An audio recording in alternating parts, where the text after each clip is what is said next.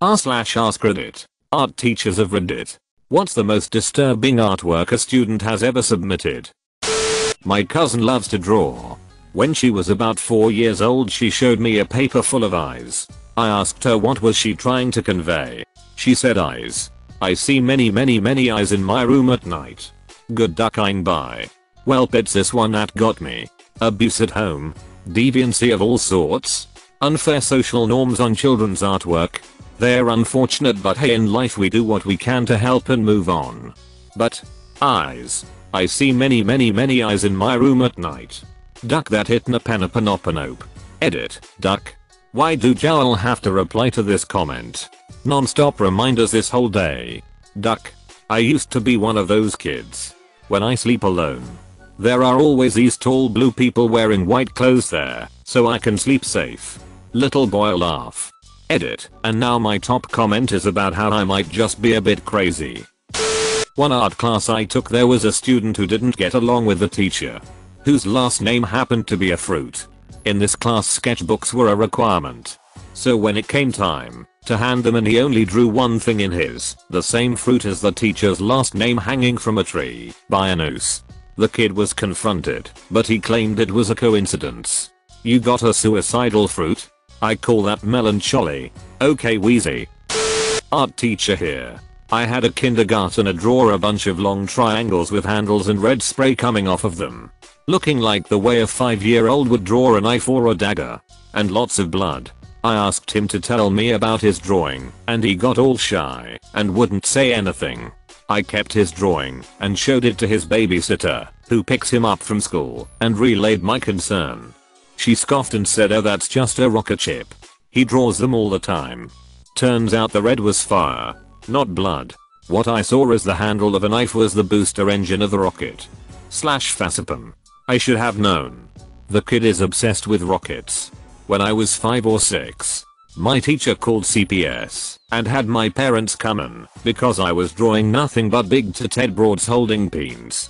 I was actually drawing muscle men with swords. I had just seen Conan the Barbarian. Haha, that's amazing. That teacher needs to lay off the porn.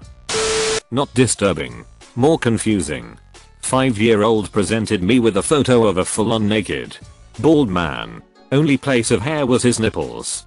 When I asked why, he responded, "So he won't be cold." I couldn't argue with him, but could only recommend that he give him clothes too, just in case. Clarification and edit. 1.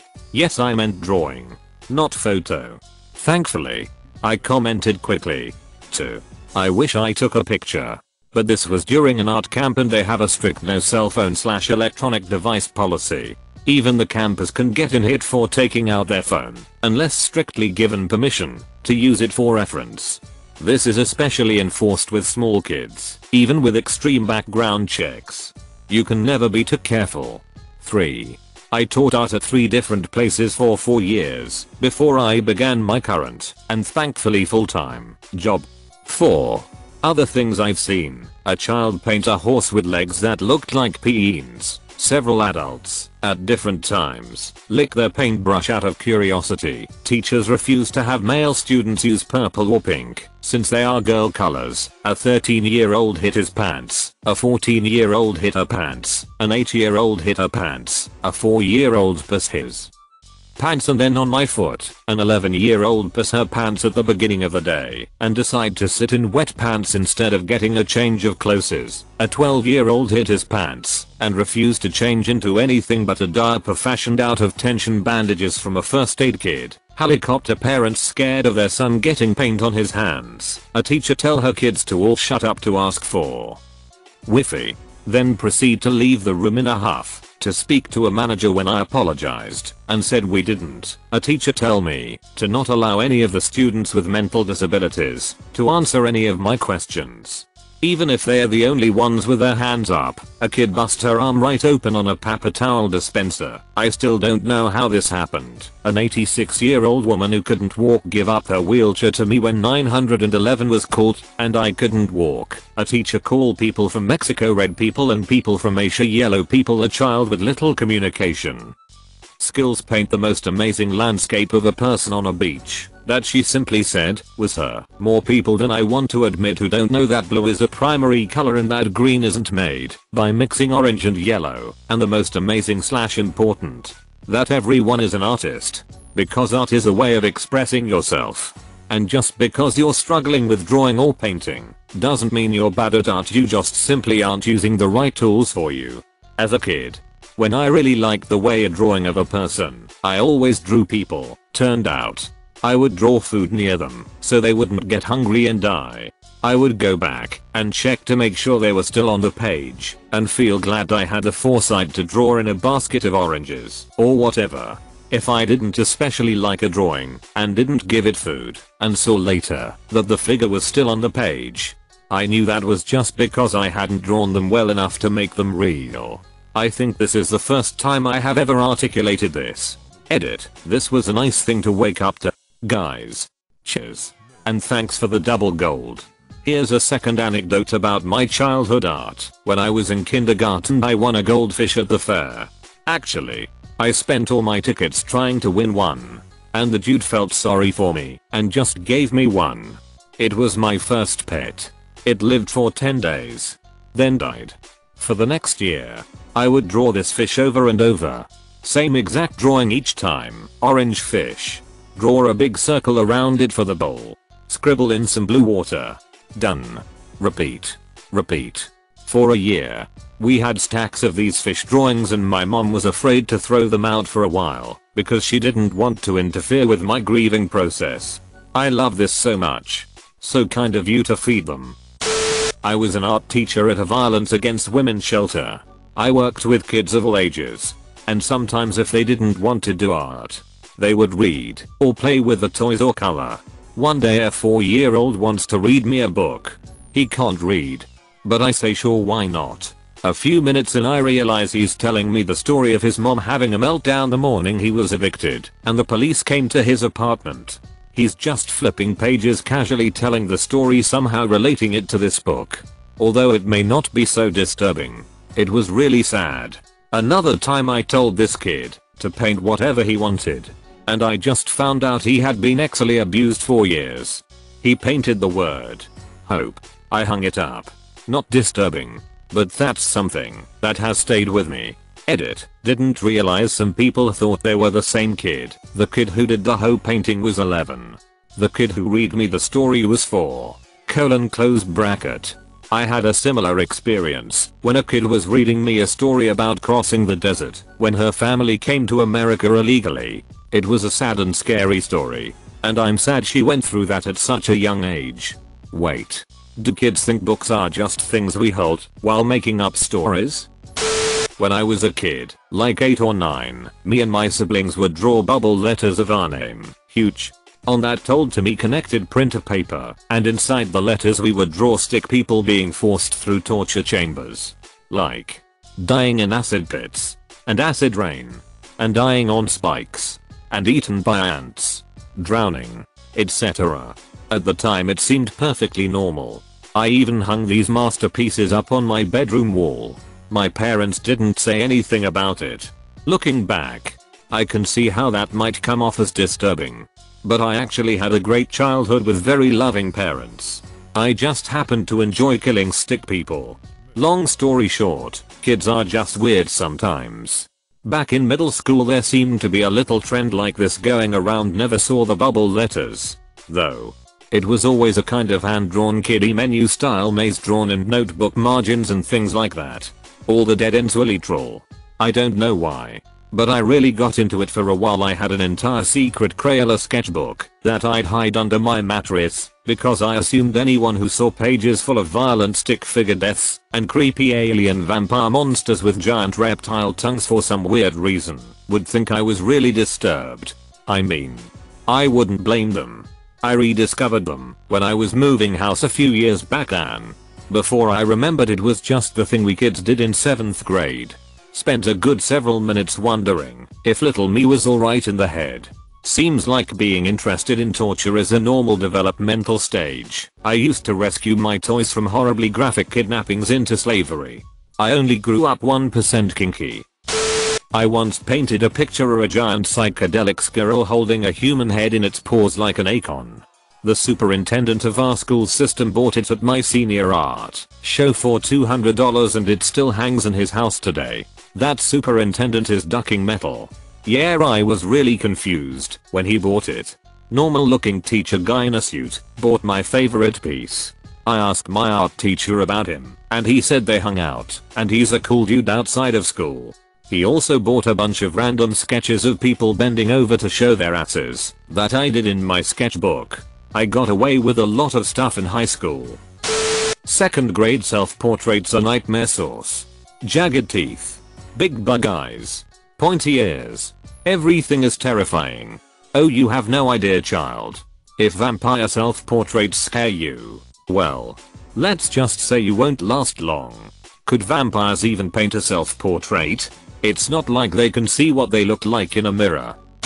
My class of kindergartners were drawing pictures to put in a care package for deployed troops. Well, one girl, yes. I know who is. Yes. Here parents do too. Yes.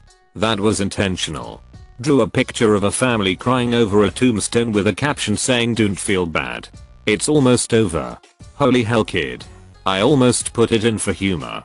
But I decided to put it on the wall of little horrors. Note to self, make wall of little horrors. Edit, apparently it already exists.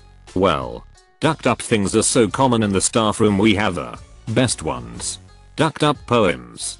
Pictures. Tapes. You name it. Not a teacher. Not even art class technically. So sorry if this isn't what you're looking for. I hated my photography teacher in grade 12. He was a peen. We had an assignment every week where we would submit pictures under the topic of the week. Things like autumn or fashionista. One week he assigned burst of color. He had especially pissed me and a couple of my buddies off that week. My buddy Emily and I were downtown when we saw a roadkill squirrel in a parking lot. It was fairly fresh and its intestines were hanging out and bleeding. Being a duckhead 17-year-old, I thought it would be hilarious to submit it for the burst of color topic. I got called down to the office the next day to talk about it. Apparently I had really upset my teacher and he was genuinely worried. Looking back, I'd probably be worried about me too. That is kinda like what I did for a nature project. I'm really lazy. So I put off a moment of nature that struck you project until the last day. So I saw a baby lizard that I accidentally crushed being eaten by its mom. Took a snap and submitted it. The only reason I remember it is because I was writing about it in my notebook while sitting in the dean's office. Sure. Laziness. You're just secretly psycho, aren't ya? I was in a fraternity in college. Lived in the fraternity house for 2 years. Best time I never wanna have again. Anyways. Next door to our fraternity house is a kindergarten. Yeah. IDK why they did that. But they did. Anyways. My senior year. One of our fraternity brothers died when he crashed his motorcycle. We don't know how he crashed. But he did. Hit his head and died. Apparently he was conscious till he got to the hospital and crashed when they put him in a medical induced coma. As a kind gesture, the daycare ladies made the kids write us cards and delivered all of them to us. I don't think the teachers looked through all of them cause some of them were kinda brutal. Keep in mind these kids are like preschool age to kindergarten. One of them was simple but cold. On the front it said hey, and then you open up a card to a drawing of a watch and the bold words time limit. We were shocked to say the least. There was a lot of confusion on whether or not we were being threatened by a 6-year-old. Another one drew a picture of our house and it looked like a legit prison. Bars instead of windows and everything. Another one said I hope your friend stops being dead or else you'll never see them again. That was quite disturbing. And that's all I can remember for now. I'll text a couple of my buddies I still keep in touch with and see if they can remember more. I'm pretty sure with that one the child just didn't fully understand the concept of death and genuinely wanted you to have your friend back. My grandmother's funeral was last Thursday and my 3-year-old nieces put some drawings they made for her in the grave. Instant tears for me all over again. One of them also asked my sister who's going to be Nana's mummy now. Definitely still doesn't have the concept of death down, but trying to understand best she can. A bit of an apocryphal entry. My mom is an educator. She told me of a student she had who admitted that he had once been sent to the school psychiatrist. You see, he drew all of his crayon drawings in black. Houses and families, done in black outline. Animals and oceans, black. Grass and plants, black. Mick Jagger had nothing on this kid. But as it turns out, this kid wasn't a sociopath. He wasn't depressed and angry. He didn't want to kill his parents. No. He was just totally colorblind. And his tablomates at art class always stuck him with a black crayon and hoarded all the colors for themselves. Since he couldn't tell the difference anyway, he was more than happy to oblige. Edit. Our mind barks. I can't spell well sometimes. Especially when it's late and I'm tired. It turns out the word spelling is apocryphal. Oops. Thanks for the pointers. I've had numerous other people question the validity of the story and the kid's color blindness. Like I said, this is a story that's basically been told through 3 people. So I can't verify its validity. But my basic understanding was this: kid was 100% colorblind. Could only see white, black, and shades of grey. His kindergarten class organized art into table groups that required them to share crayons. His friends always gave him the black crayon, while they hoarded all the other colors. That's a little bizarre and disappointing that they did that just over black crayon drawings. Geez. God forbid a kid have their own character or be a little different in any way. I guess. I don't think that's overboard at all. Kids that are going through some deep stuff sometimes need someone to talk to. Seems like it would have been an open and shut case for colorblind crayon kid. Psychiatrist: so why do you only draw in black? Kid: I'm colorblind. Psychiatrist: fair enough. Free to go kid. Ducking like and subscribe.